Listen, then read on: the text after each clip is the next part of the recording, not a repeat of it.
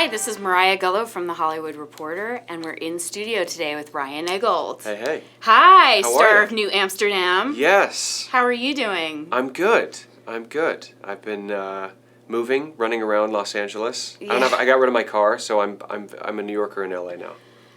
Interesting. Well, I don't know if Are I you can- anticipating any difficulty with that? Yeah, well, it's kind of freeing. I mean, I love not having a car in New York because you can walk, you can take the subway, but then you get to LA and it's like you need a car.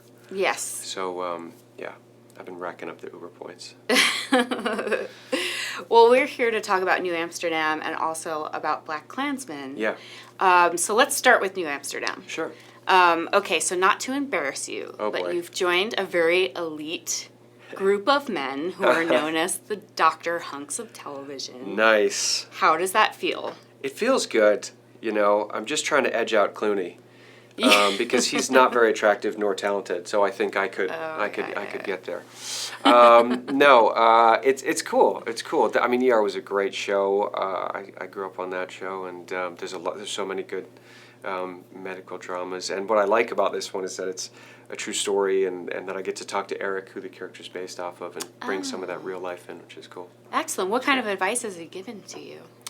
Yeah, a ton of stuff. He's very intelligent and very well spoken, and so I just pick his brain about the healthcare system and things he's learned and ways we could improve, and stories, situations he's been in with patients and different things and all the stuff he's seen. And it's also nice just to pick up on his energy and his vibe. He's very kinetic and always moving and very multi-interested. Is that a word? I'm gonna make that a word. Yeah, it's cool. No, he's a great guy to talk to. Yeah. And there's always challenges with medical procedurals. Most people think all of the lines you need to learn, Right. and trying to understand them. The jargon. Yeah, the jargon, the phrases. But what particular challenges have you had? Yeah, that's definitely something to pay attention to. Is I mean, part of it is that you have to sort of educate yourself along the way. It's like obviously you're not going to educate yourself to the point of being a real doctor, but there are scenes where you should know to some extent what the hell you're talking about. And so you have to learn a little bit about how what you do in a heart surgery situation, or what you do with a child psychiatric patient, or you have to kind of learn along the way. But that's kind of the best part of the job too, is immersing yourself in learning something new in a new world. Yeah. And what makes New Amsterdam different? Because besides being based on a true story, what Right. makes it different from the other procedurals that come before it? Yeah, I think this show is really about trying to be about healthcare, healthcare in America, and particularly based on this hospital, Bellevue in New York, this huge public hospital that sees so many different folks from different walks of life, and it's about this guy who is trying to put care back into healthcare and put patients first, and sort of finding the cracks in this massive system where we could be improving, which is no easy feat because it's very it's such a network of issues that make up healthcare. Yeah.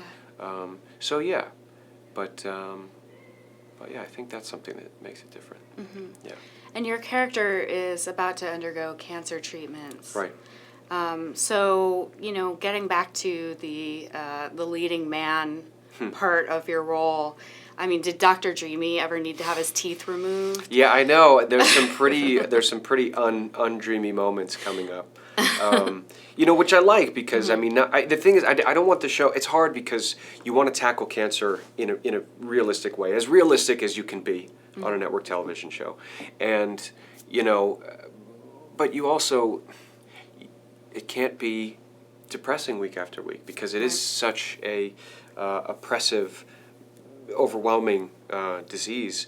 But it would be nice to show some of the reality of that, what that treatment looks like and how debilitating it is. I mean, there's a lot of people who don't want to go through with treatment simply because it is dehumanizing in many ways. It just takes you out of yourself and it zaps your energy and it obviously affects the way you look and all these things, and it's so demanding on the body. So, but yeah, I get to talk to Eric about his experience and and other folks, and we've all cancer is something that I think affects Everybody, Yeah. everyone has someone in their family or a friend who's dealing with it or themselves, or so.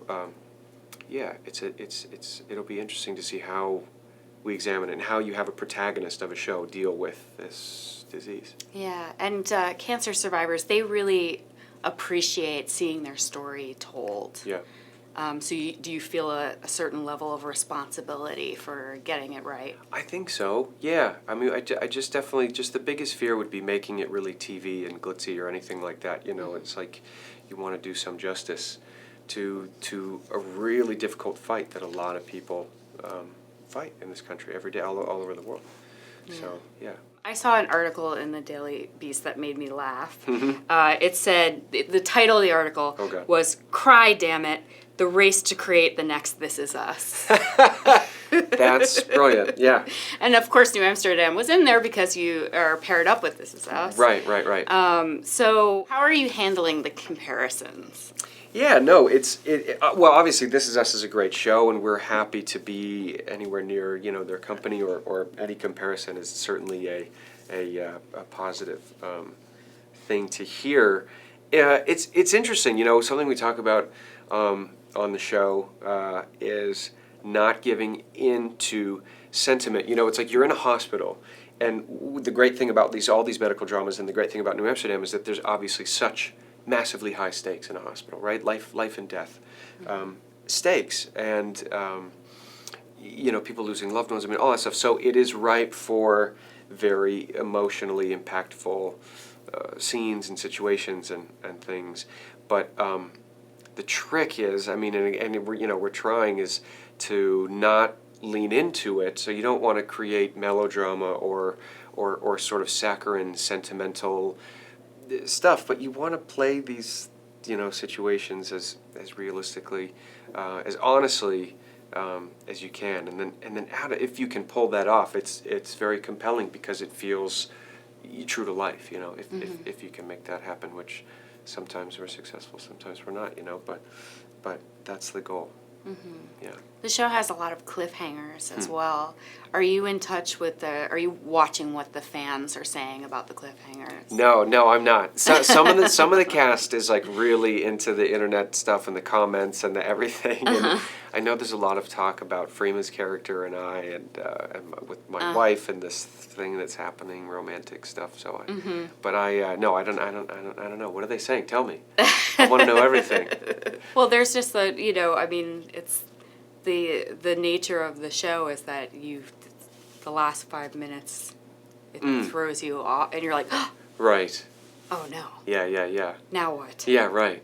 That's all attributed to David Schellner and the writers who do a really great job of keeping the show fun and fast-paced and entertaining and all that stuff, but then really creating those dynamic turns, in particular at the end, something to launch us into the next episode and keep the storyline moving forward, Yeah. I wanted to talk to you as well about Black Klansman. Yeah.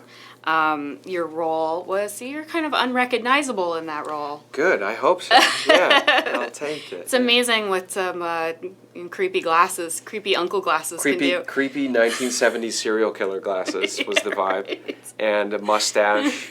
And kind of like shaved it up really weird here. Yeah. Just really not good. And I had like a green like velvet shirt. It had some really great stuff. Everybody did a great job putting those pieces in place. The costumes were amazing. Wardrobe was great. Yeah. And it was, What was your biggest lesson from that role? It was my hope was to not, because obviously me Ryan, I have thoughts on racism or a character who's part of the KKK or someone who's a white supremacist, things like that. But it was an exercise in not judging the character and just trying to inhabit it honestly, and not trying to play like a villain or just trying to be like, okay, well, what is this guy's life like, and what does he think? How does he, just try to be honestly in those shoes for between action and cut, and that was the guy, and let Spike, who's a master, and the story around it and everything, let that guide all of the feeling and all that stuff. Yeah, there was Jordan Peele said to Spike Lee, when you make this movie, try to add an element of humor to it. Right. It's very important. I think your character kind of completed that task. Yeah, good, yeah. Yeah. Yeah, we were going for like kind of a racist Ned Flanders kind of vibe. You know, just like sort of harmless in a way. Kind of, I mean, he's kind of pathetic in a lot of ways.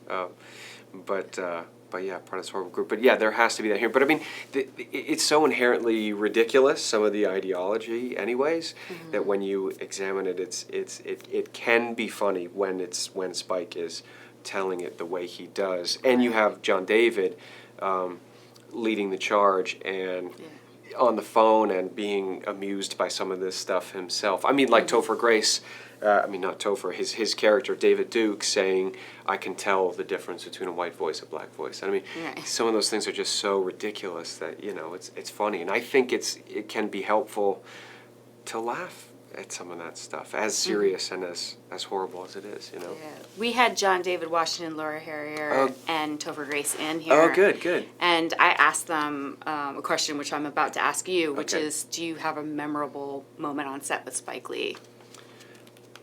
I don't know if this is I have a memorable moment with Spike Lee offset. Oh, That's yeah. really funny. Let's hear it. And then I'll try to think of a moment on set that's much more. But he goes to all the Knicks games, and I've been once or twice, and so I was lucky enough to go when we started filming this, and I was like, I want to see Spike. Because we were shooting all day upstate, and then we were going to the Knicks game, and then I was like, yeah, I brought Paul Hauser, who's in the film. And so anyways, I'm walking out, and I've got like a glass of wine or something, and somebody just goes, hey man, and just smacks me, and the wine just goes like on the court, and just all down my jeans, and it's like Spike Lee, so it's like simultaneously the coolest and most embarrassing moment just happening, and you're like, oh god, and the players are like, what the f, and you're like, oh, and this is whole, that was embarrassing, but that was a cool moment to get a high five from Spike. It just didn't work out as well at that moment as I would have hoped. But yeah, memorable moments with Spike. I mean, he's a trip to work with. He's amazing. He keeps everybody kind of off balance in this amazing way. Like he doesn't over rehearse. He really lets things be kind of live and unknown and unpredictable, and I think he gets kind of a rawness from that sometimes that make his movies so special and great. And man, it was just it's a treat. Yeah. Yeah. Are you hearing any Oscar award season buzz? Because Golden Globes are coming up, the Right. Oscars are coming up. I hope so. Yeah. I mean, certainly Spike, John David, Adam, so many people contributed amazing work to make that movie. So I hope it gets some attention that way, and I think it could, but I have no idea. Do you have a tuxedo in your closet just in case? Oh God, I don't know if I'd be going to the Oscars. Maybe John David would bring me as his plus one. That would be great. Which I'll take. John, if you're listening. Yeah. Excellent. And I've saved the most hard-hitting question Oh for boy, last. here we go. Okay, you ready? I'm ready. What are your plans for the holidays? How dare you ask me that? This is unprofessional. I am leaving. What are my plans for the holidays? I'm going to be in New York. My family's coming out for Thanksgiving, which will be great. Freema from the show, I think, is going to hang out with us for Thanksgiving. Excellent. Maybe Anna Palm. Yeah, some transplants who don't have family in New York might come hang out. So that'll be good. Maybe some cooking, some turkey, things like that. And then for Christmas, New Year's, I usually do a big thing, but I've been working so much, which I'm grateful for. I want to do a nothing holiday. Yeah. Staycation. Yes, full staycation. Maybe get a little house upstate for a week or something, and just like put the phone in a drawer and do some reading and some breathing and sleeping and eating, and that's about it. That sounds so good to me. Right? It's not that bad. We never take enough time for that stuff, so Yeah. that's my plan. Yeah. Ryan Eggold, thank you so much for being here. Thank you for having And me. congratulations on New Amsterdam. Thanks. Bye.